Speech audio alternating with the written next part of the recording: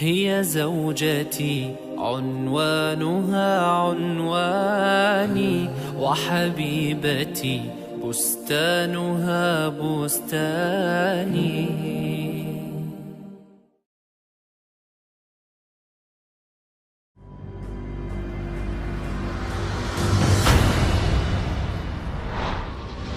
45% to 50% of marriages in the United States end with divorce, while the percent of divorce in Europe is about 35%.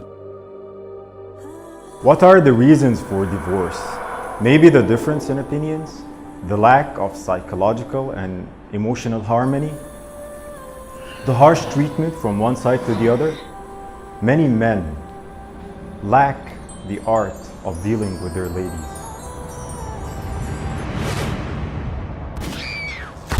70% of women who were killed in the United States were murdered by their husbands or boyfriends.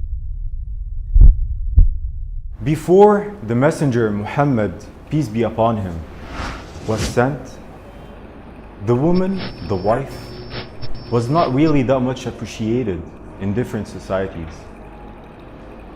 Here, she was burned to death with her dead husband, and there she was locked in a grave. Even in the Arabic tribes where the messenger was sent, she was just inherited like any of his belongings. This is the society back then. This is how people used to think when the messenger Muhammad, peace be upon him, was sent.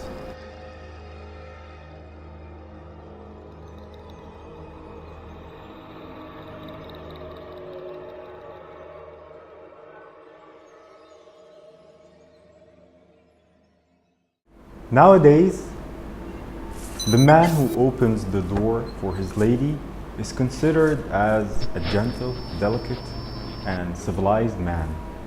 He's so much appreciated by the society and by everyone around him. Back then, 15 centuries ago, this was shameful. It was shameful to respect your wife. It shows that you're not a man. Back then, Prophet Muhammad, peace be upon him, used to lean down on the ground and put his knees for his wife to step on and get on the horse.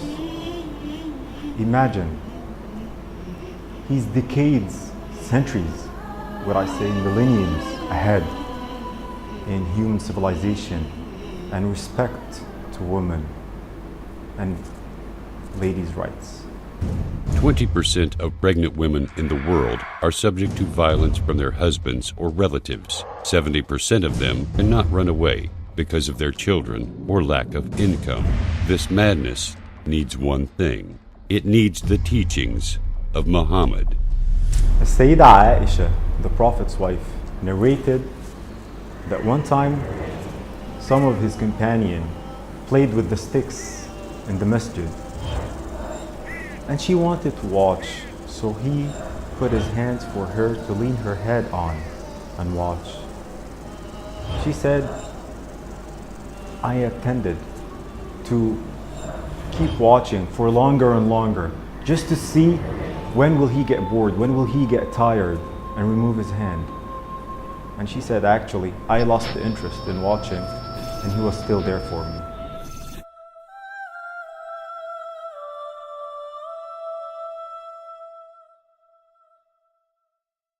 Once, there was a serious and critical situation where the companion of the Prophet, peace be upon him, literally did not obey him. And only because of the advice of his wife, the issue was resolved.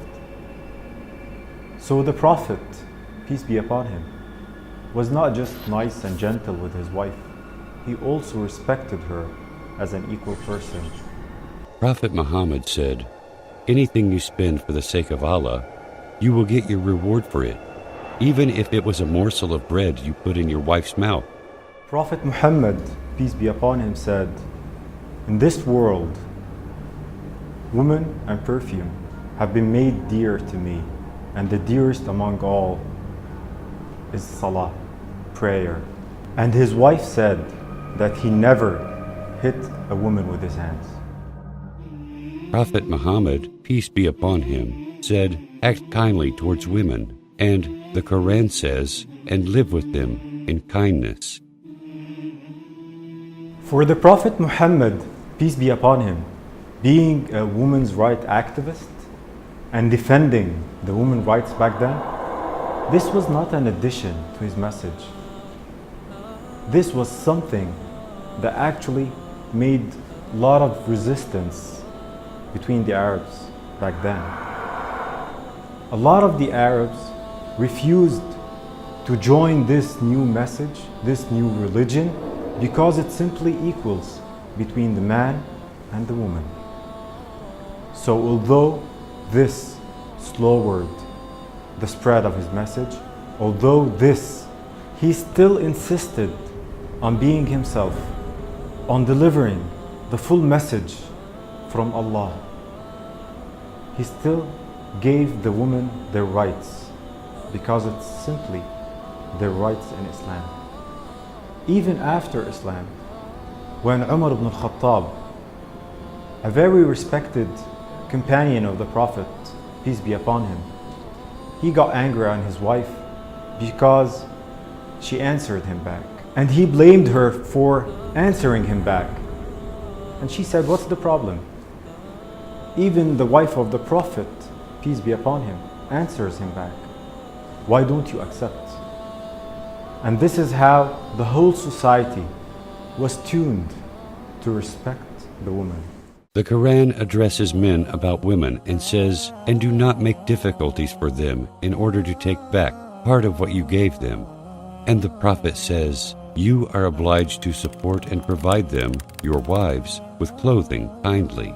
The Prophet also says, of the dinar you spend in Allah's path, or to set a slave free, or as charity to the needy, or to support your family, the one yielding the greatest reward is that which you spent on your family. The Prophet Muhammad, peace be upon him, told his companion, teaching them, that the best among the believers is indeed the one with the best manners and the one who is most kind and gentle to his wife. If you saw the Prophet in his home and then compared this to our homes in the 21st century in terms of treatment, interaction, you'll find a big difference. The Prophet, peace be upon him, used to fix his sandals, used to sew his cloth, and used to help his wife in the normal and daily home activities. Who does this nowadays? Prophet Muhammad said, fear Allah in respect of women. You took them with the permission from Allah. He also said to his companions, indeed, women are the counterparts of men. Only a noble person would be kind to them, and only a mean person would insult them. Let's imagine a man, a leader, with his army, and then he would ask this army to go ahead and would take his wife and ask her to race, and actually she will win. Then years later, the same man, the same leader, with his army and his wife, and he will ask the army to lead ahead and would race again, but this time he will win.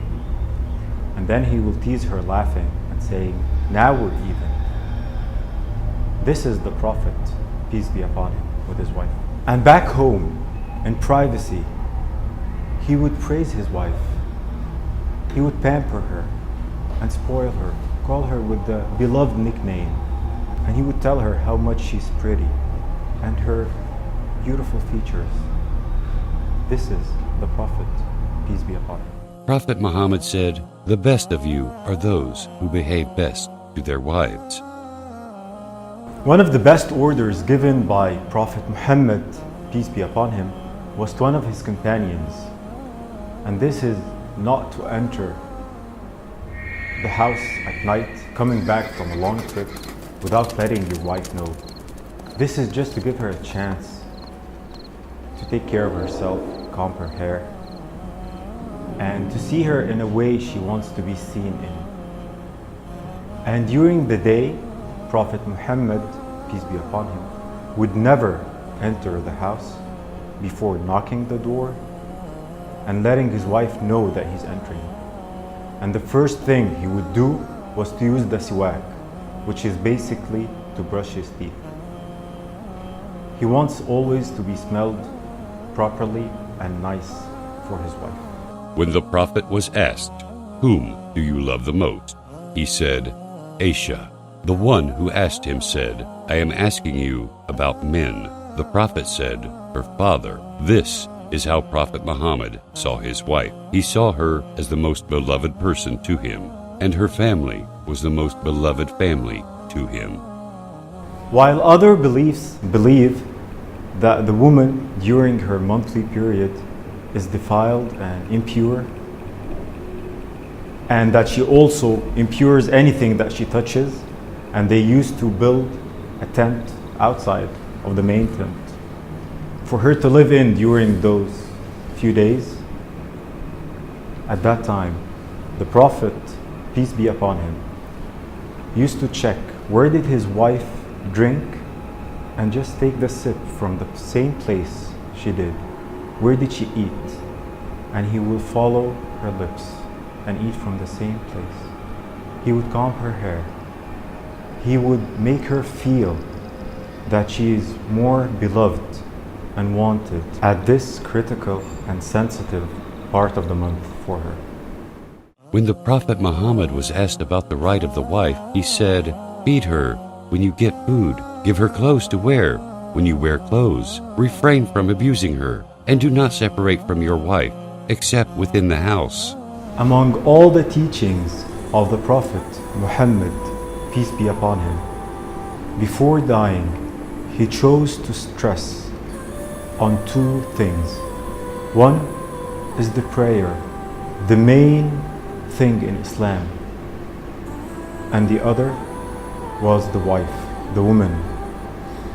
He said, "Act to them kindly." These are the two main things Prophet Muhammad, peace be upon him, chose to stress on before dying. استوصوا بالنساء خيرا. هي زوجتي عنوانها عنواني، وحبيبتي بستانها بستاني، ورفيقة العمر الذي أيامه في بيتها أزكى من الريحان. هي أم أبنائي وروضة مهجتي، وشريكتي في الفرح والأحزان. هي من إذا مل الفؤاد رأيتها زهرا جديدا يانع الألوان.